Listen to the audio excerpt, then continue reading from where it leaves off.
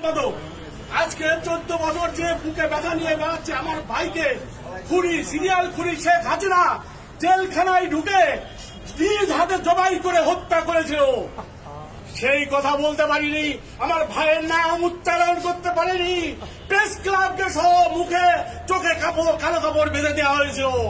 আজকে আপনারা সেই সুযোগ এনে দিয়েছেন, সেই জন্য আজকে আমি এই কথা বলতে চাই যে আমার ভাইয়ের বিচার, আমার ভাইয়ের হত্যার বিচার চাই। শেখ হাসিনাকে ধরে এনে জন আদালতে ফাঁসির মাধ্যমে এই হত্যার বিচার শুনতে হবে। আর আমার ভাইয়ের নামটা আপনারা জানান, আমার ভাই জাতীয় বীর মেজর ফজলুল হুদা, জাতীয় বীর মেজর ফজলুল হুদা, জাতীয় বীর মেজর ফজলুল হুদা। মুক্তির মহান দিবস ঐতিহাসিক 15ই আগস্ট, মুক্তির মহান দিবস ঐতিহাসিক 5ই আগস্ট।